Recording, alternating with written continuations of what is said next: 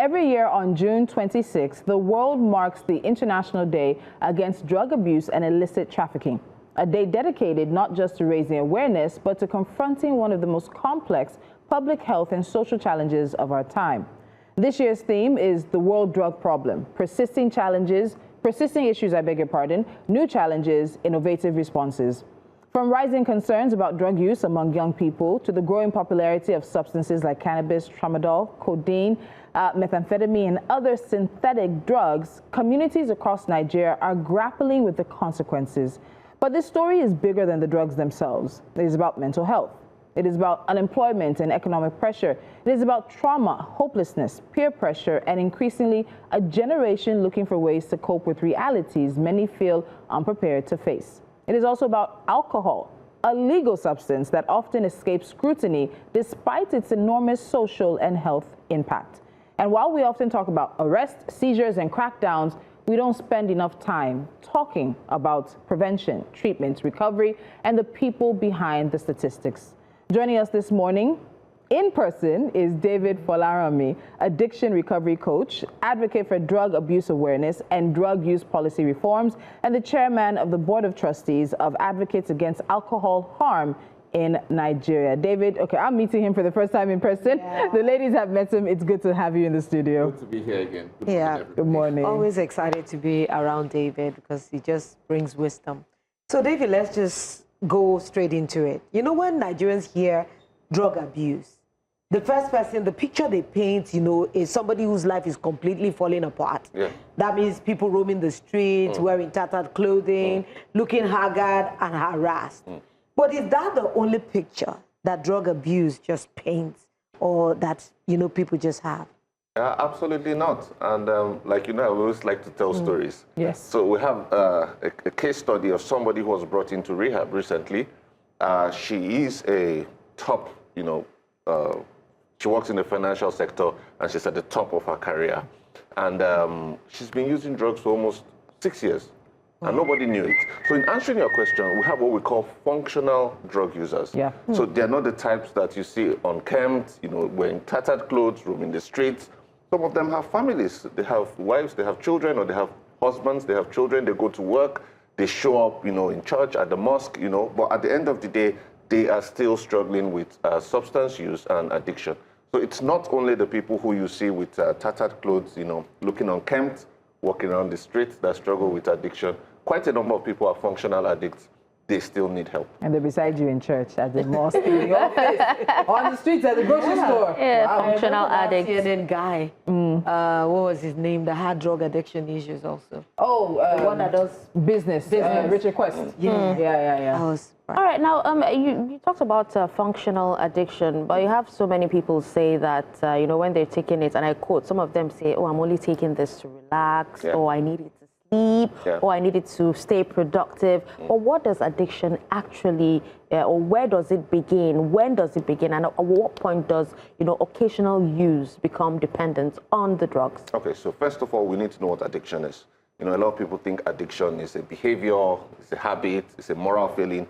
Addiction is a chronic relapsing brain disorder characterized by, and this is where we should get it, compulsion to engage in a behavior or consume a substance despite its harmful consequences. So now, to answer your question, where does experimentation or social use become addiction? When it becomes compulsive, when you can't do without it. You say you're taking it to sleep. If, for instance, it's not there, would you sleep? At least once, or you'll not be able to sleep. When you now need more doses, you know, to have the same effect, then you're already struggling with an addiction. Because the body has gotten used to it. Yes, So because there's developed tolerance. A different level for the so high. it has gone to addiction. So I want to use the lady you were talking about. You said she had found herself on drugs for the past 6 years. In that kind of situation, how did she end up on drugs? Okay, so for her, she said... Without revealing too much, of course. Yeah, of course. Yeah, I'm trying to be very careful about that. So for her, it was the pressure of work. She said to us it was the pressure of work. And, you know, the pressure mounted and mounted and mounted. And of course, somebody said, when you try this, it's going to calm you down. It's going to make you relax. It's going to make the job pressure easier for you. And then she took you once, and that was it. That was it. Yeah. Wow. You know, this year's World Drug Day, the theme actually addresses persistent issues like and new challenges and innovative responses. So what does Nigeria's drug problem look like in this 2026 compared to 10 years ago? Because a lot of people have sat on this table and painted serious pictures. Dire pictures. Dire pictures, honestly. So is it better or are we worse? No, it's not. Talk about persistent issues. I'll use a story, my story again. Many years ago, I was struggling with an addiction. And at some point, I moved from living in a home to living on the street or in the bunks, the trap houses. One of the people I met, like I said in the last time I was here, was a young girl who was 17 at the time. She got pregnant in the bunk. She sold the baby in exchange for drugs. This happened in 2012, right? And this is not a story I was told. I was seated next to her, just the way we were seated. And last week, I went to the same place for an outreach because that's part of what we do in our organization. Reach out to people who use drugs, let them know that there's help available for them. I'll tell you, the same lady is still there. Jesus Christ. She's still there. That's 14 years after. And guess what? She's exchanged 3 extra children for drugs. Persistent issues. So are we getting better? That's the question. Persistent issues. Some of the people that were there that I met there in 2012, they are still there now. This is verifiable. I can take anybody who wants to go there to the place to see what I'm talking about. Not me. So that actually perfectly leads into the next question. So how much of what we're seeing is linked to mental health challenges, economic hardship, unemployment, and even expanding it to what many young people even call the pressure to survive in this 2026? Is this solely, well, obviously it's not solely a young people's issue if you're telling us about somebody who's been in bondage to drugs for 14 years. So the links between mental health, the links between unemployment, economic pressures, the link to childhood trauma. Because if you look into that lady's story, you cannot tell me that there's not childhood trauma somewhere. There was. I just didn't go into it. So first of all, it's not a young people's problem. It's not. We just discharged an 80-year-old from rehab. Yes. 80? 80, and we currently have a 64-year-old. But 80 and 64, is that not retired? Yes, retired. How does an 80-year-old become addicted to drugs? You did not do it in your youth. You did not do it in your midlife. 80. Towards the end of your... what would you say would be the problem? 80. Well, so for him, the thing is, these things don't jump on you at old age.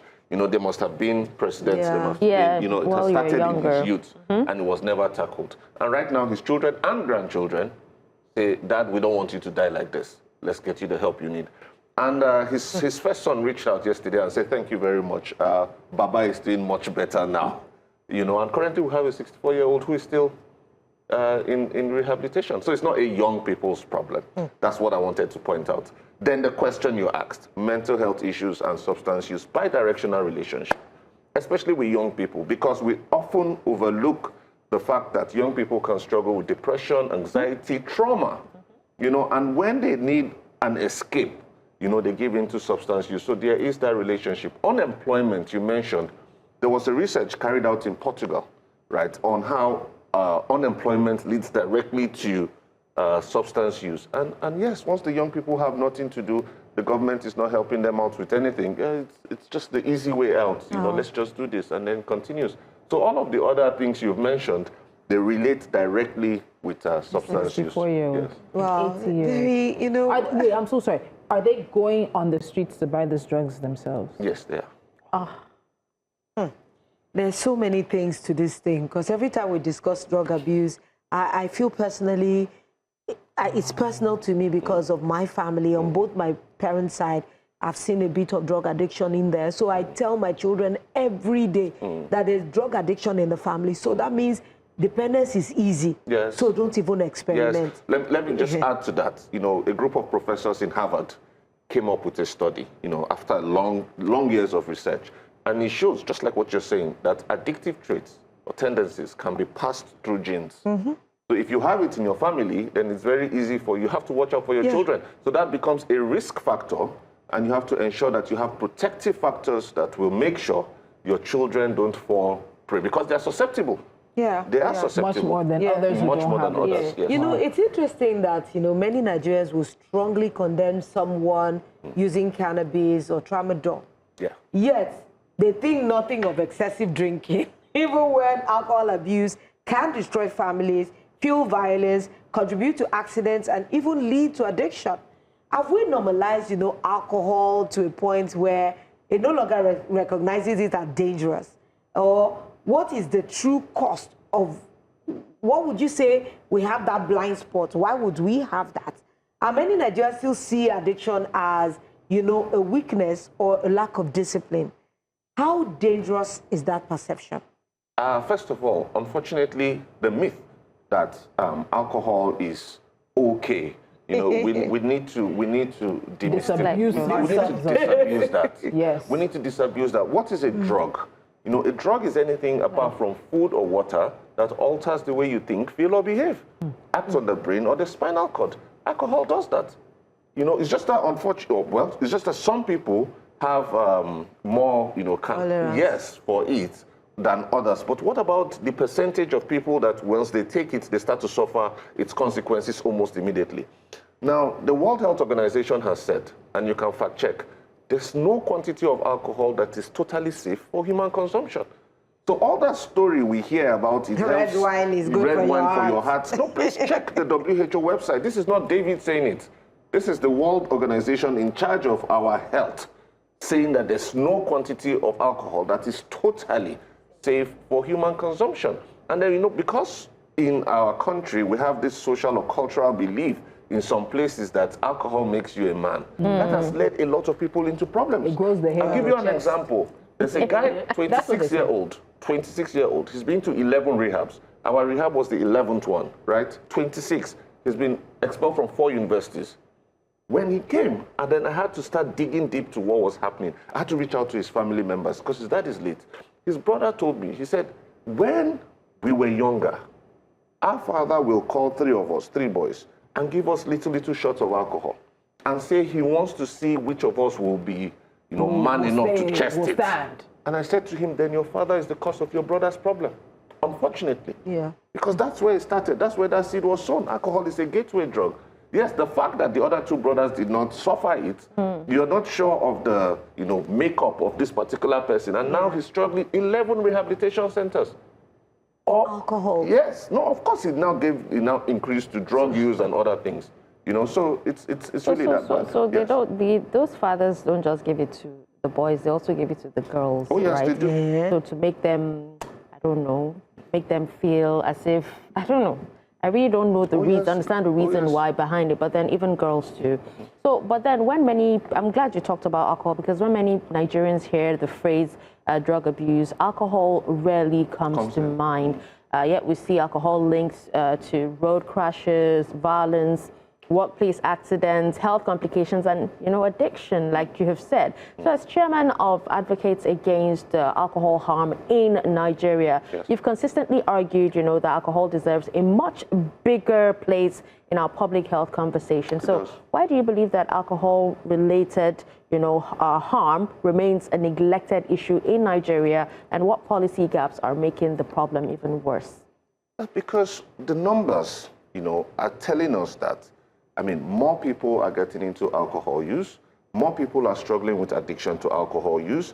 For instance, there was supposed to be a ban on sachet alcohol. Yeah, we had a conversation, about that. Yeah. But coming down here, I saw more than 20, people selling. People selling it. So do we have a policy problem or we have an implementation problem?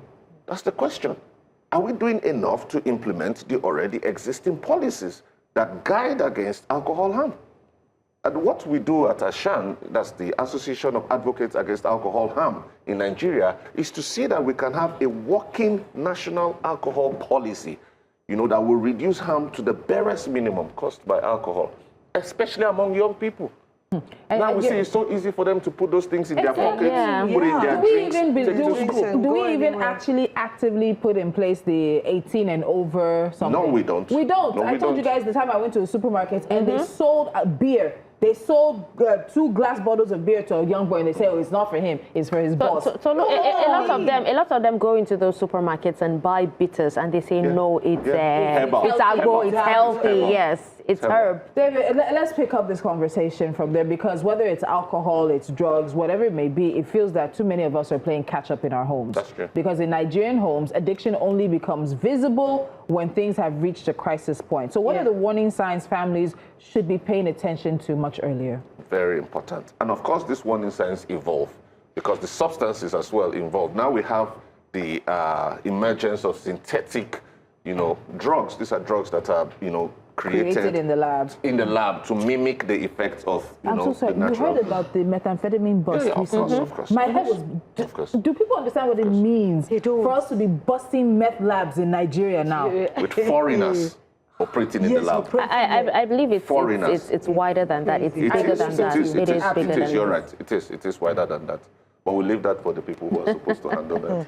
So the warning signs, first of all, you must pay attention to the behavioral signs. Like I always tell parents, you can't pay attention to the behavioral signs if you don't even know the behavior or the personality types of your children. Yeah. Yes, that's another issue. Sometimes we are negligent as parents. We don't even pay much attention. I asked the woman one day, what is the behavioral type of your child? She said, Kinijebe. So we need to, understand when there's a change. You speaking so much English, David. You say Kinijebe.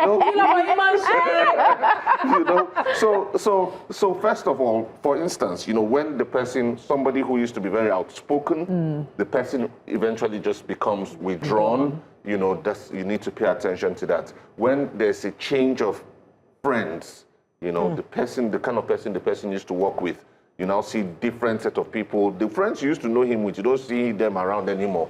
And then these new ones, they're not willing to introduce you to them. You should pay attention to that. When the person starts to drop in grades, drastic drop in grades in school, you should pay attention to that. When the person starts to ask for money, having problems with money, or stealing, things start to get missing in the house, there's a problem with that. When they start using excessive cologne, body spray within the house, taking mint sweets and all of that, they're trying to mask something. Something else funny, when they start wearing clothes to cover all their entire bodies, especially within the home, there's a problem. When there's a loss of interest in faith or schoolwork, there is a problem. And then when they start to defend teenage drug use, you have a child that starts saying, is marijuana not just a plant? It's God that created it, so what is there?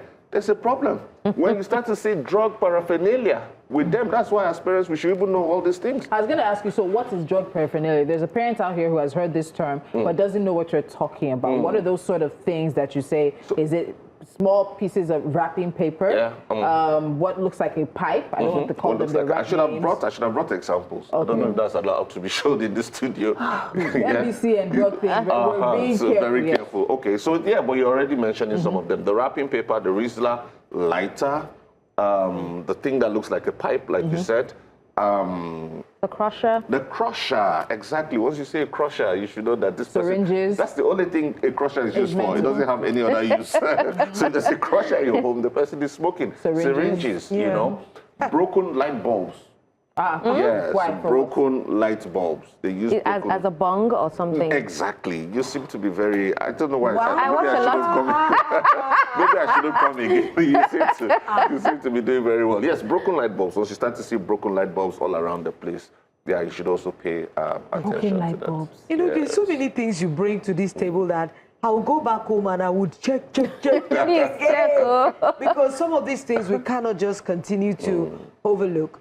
So how much of the crime, violence, and cult activity, and of course risky behavior we see among young people, is linked to substance abuse?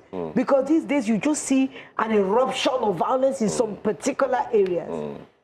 It is. A lot of it is. While I was waiting to come in, I was watching on your program where you're talking about security in the country, and I think the guest was saying that a group of people kidnapped somebody, and part of what they demanded was hard drugs. Yeah, we've heard that. Yes, that's part of the demands. The ransom demands. They said you will bring us hard drugs. So you can imagine, it fuels some of these behaviors. When you see some of the heinous crimes committed, people in their rational minds will not do anything like that. A case was brought to us of a 16-year-old, who is a minor, of course, who raped 2 ladies. And he was under the influence of drugs. But because of his age, we had to take him to juvenile, detention and correctional facilities. But it was the drugs that made him to do what he did. you know, and many other things, robberies, you know, breaking-ins and all of that. It's influenced by substance use. Let me quickly ask a follow-up question, because oftentimes, even with drug use, it wears a male face. It does. And you talked about the woman who was a top executive who came to you. So let's flip this question for women and young girls. What behaviors, and even the same thing for families as well, even though the examples given were already sort of uniform, but young girls are a bit sneakier and their risky behavior is slightly different. So what would it be for a young girl or a woman who's finding herself caught up in the throes of drug addiction? Okay, so before, when the UN drug survey came out in 2018, it said 1 in every 4 drug user is a woman. You know, I think that has changed drastically now, because we see quite a number of young girls who have been brought in for substance use treatment. There was a case of a 15-year-old who stole her father's $5,000 in Abuja, took her, so she, 2 extra young girls and 3 guys went and rented an Airbnb in Abuja. Everything went up in the nose and the films. Exactly, exactly. Wow. And I said that could have not been the first time. I'm trying to answer your question. That could have not been the first time. You don't steal $5,000 to go and use on drugs for the first time. Without stealing 1,000. She grew into it. So I asked the parents, didn't you know that this was happening? Didn't you see the telltale signs? And they said they didn't know. You know, so sometimes there's heightened sexual activities, especially with the younger girls, when they start using substances. You also have irritability. We see that more in the ladies than in the men, you know, lack of emotional regulation. We also see that a lot with the ladies than with the men. We see that they become very chatty, very chatty as well. We see that as well. And all of these things I said, the mother started saying, she was now you know, in retrospect, she started saying, okay, these things were happening and we did not even know about it. Wow. It's just about that. I just want to say that I just remembered, he just made me remember, you know, a schoolmate of mine. She was a lot younger, but she was, so look at her figure. Even as young as she was really beautiful. You know, after a while, I actually saw her around my house area, and she looked unkempt. She looked, in fact, as soon as I saw, I was really young then. As soon as I saw her, I knew she was under the influence. You know, I just knew. And she was moving around with some of the rich boys in my area. And in my mind, I was like, how could she allow herself, you know, go so low, follow these guys to the extent of, you know, being addicted to drugs? And I was like, Let's go on a quick break. When we come back, we have just about 5 or so minutes left in the show. We'll continue the conversation. Stay with us. In the last few minutes we have, let's really break down the theme of this year's International Day against drugs, against drug abuse and illicit trafficking. So, David, it's persistent issues, new challenges, and innovative responses. Answer that question as the Nigerian substance abuse recovery expert that you are. What are our persistent issues? What are the new challenges? And have we gotten to a point where we have innovative responses coming into play? Okay, so the persistent issues is that the issues are still there. I mean, from time, you know, from when the drug survey came out, we're still seeing that the trends are just getting worse and worse and worse. You know, we're not getting the proper solutions we even want in treatment. You know, so that's another issue that we're struggling with. We have people who have gone to multiple rehab centers. How do you go to 11 rehabs? Yes, okay, let me tell you, there's nobody that's coming to our rehabilitation center that's coming as a first-timer. Wow. Nobody. So the minimum you have is 4, 5, 6. Different rehabs. Yes, different rehabs. They just keep telling stories. Oh, you've been to this one. Oh, you don't go that one. Okay, do you remember this guy? Oh, in don't they this rehab? That's what happens. It just goes around in circles and circles. And then the new challenges. The new challenges, I'll talk about 2. Number 1 is the introduction of, you know, social media and technology into substance use. We had a question about that, but time is not allowing us. So right now we have people who order substances on Facebook, Twitter, Instagram, online with code names, and, you know, delivery bikes bring it to you. Just like the story I told the last time I was here. And then it's terrible. Then, you know, the dark web, you know, these things are being, you know, peddled, you know, behind the scene and all of those things. And it's really, really terrible. So that is one of the current Persistent. issues that we have. And then yeah. also another new challenge we have is the emergence of synthetic drugs, synthetic marijuana, the things we call Colorado, Arizona, Canadian loud, Scottish loud. One of the problems we have with this is that it's not even detectable on the urine drug kits. Really? Yes, and that's why even after immediate most use. times, even while they are using it and you're testing them.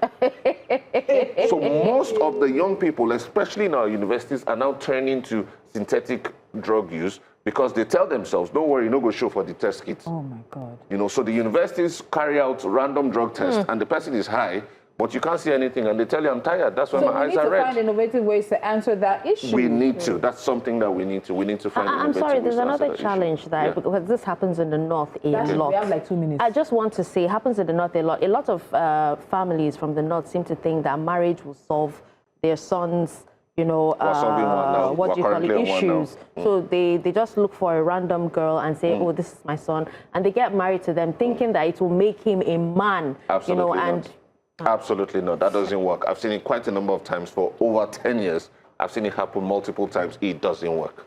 You're just putting the young, poor girl into problems. Yeah. All right. Our final question. If you could recommend 3 major policy reforms to improve Nigeria's response to substance abuse, very quickly, what would they be? Number 1, there must be a national drug prevention and education policy. You know, something that is synchronized, that everybody in this space follows with a curriculum for it. Because what we have now is drug abuse part of our national curriculum now? No. So we do not teach anything about it. So that's the point I'm saying. So schools, somebody, you'll be in your school, you're teaching one thing, somebody in church is teaching another thing, somebody in the mosque is teaching another thing. Sometimes it's confusing for the children. Absolutely. What is happening is that we confuse these things. Whatever it is we're putting out there must be evidence-based. That means if it works in one part of the world, it will work in Nigeria as well. That's number 1. Number 2, there must be increased access to treatment, evidence-based rehabilitation, and mental health services. You know, now what we have is, it's so expensive. Even the government-funded ones, a lot of people can't afford them. The private ones are going now from 600, 700,000. In Lagos, we have as high as 1.5 million naira per month. How many people can afford that? And then they tell you your child needs to stay there for 6 months. So the government needs to step in and make easier access to treatment, rehabilitation, and mental health services. And the last and finally, we must cut the supply of drug use into our system. Do you think the NDLEA is doing enough? Well, the NDLEA, under the leadership of Buba Marwa, retired, well, I think they're doing what they can in their capacity. Right. I mean, I've told him before that, look, you are short-staffed, and then I think you're under-financed. Yeah. Yes. Because no matter how many arrests we see on TV, we still have people smoking colos on the street. So that means there's still, like 3 or 4 people. There's still a supply into the system, and it needs to be cut off. Wow, thank you so much. Thank you very much. Every time you come, it's always a well of wisdom we're drawing from. Thank you.